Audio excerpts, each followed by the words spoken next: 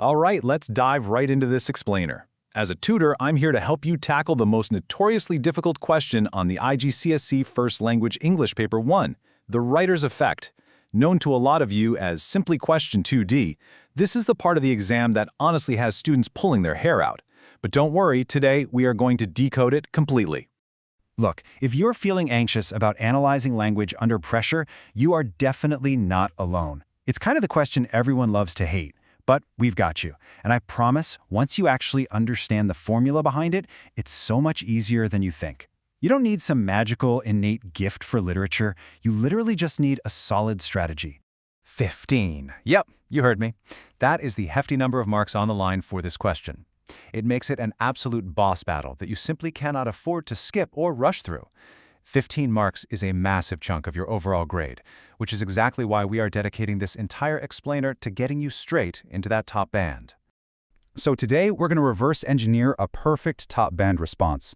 We will cover 1. Decoding Paper 1 Q2D, 2. The language analysis trap, 3. The ladder method explained, 4. Step-by-step quote analysis, 5. A top band model, and 6. Final exam prep tips. Okay, let's start with Section 1, Decoding Paper 1 Q2D. So, what's the actual mission here? Well, depending on your exact syllabus year, the wording might shift just a tiny bit, but the core task is always the same. Basically, you are playing detective. You're reading a short piece of fiction to unpick exactly why the writer chose specific, vivid, or unusual words to make you feel a certain way. You aren't just summarizing the plot, you are actively analyzing the writer's craft.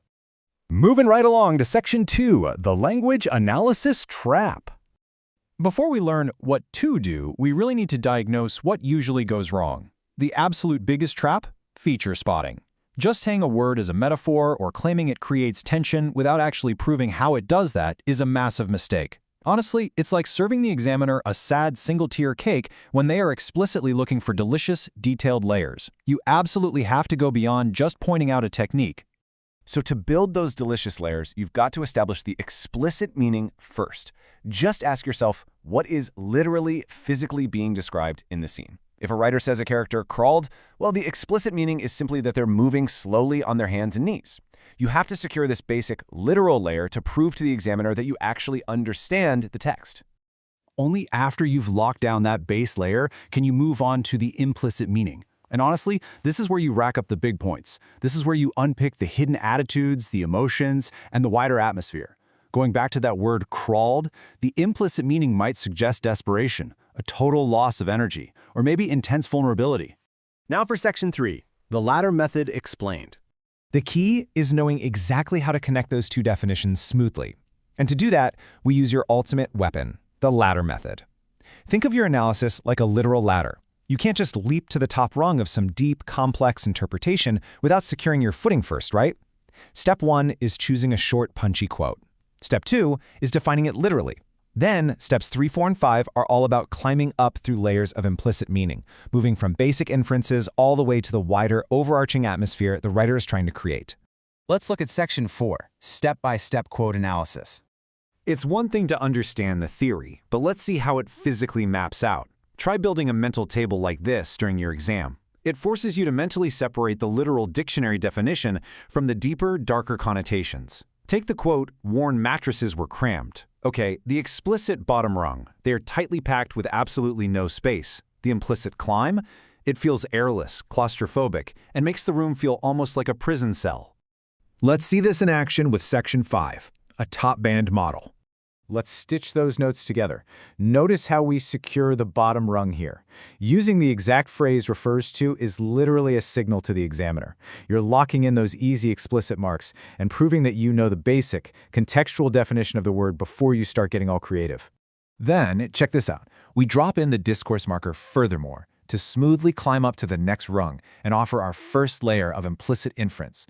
We've moved from the literal lack of space to the physical feeling of being in that space. Airless, uncomfortable, decaying. We are actively building the layers of our cake.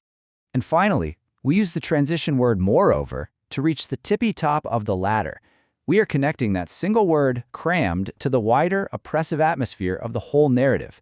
We went from a simple mattress to a prison cell, logically and clearly, without ever falling into the feature spotting trap. Guys, this is exactly what top band analysis looks like. Almost at the finish line, Section 6, Final Exam Prep Tips. Now that you have the exact formula, how do you sharpen these skills before exam day? Well, the syllabus explicitly tells you to read widely, and there is a completely solid reason for it. Encountering unusual, ambitious vocabulary in the wild is the absolute fastest way to build your inferential muscles. Because think about it, if you don't know what a word means literally, you can't even get onto the bottom rung of the ladder. So read articles, read fiction, just read constantly. Okay, quick recap. Ditch the vague feature spotting. Select short, vivid quotes. Always start with your explicit meaning using refers to, and then layer your implicit inferences by climbing that ladder with your transition words. Systematically apply these steps and you're golden. And hey, if you want to put this all into practice, you absolutely need to visit www.study-buddy.tech. It's an absolute treasure trove of free resources and past paper prompts that'll seriously help you study. So you now have the exact blueprint, the mindset, and the structural tools to conquer question 2D. It is no longer the question to dread, it's the question where you get to show off. Grab a past paper, start reading widely, and start climbing that ladder. What hidden meanings will you uncover first?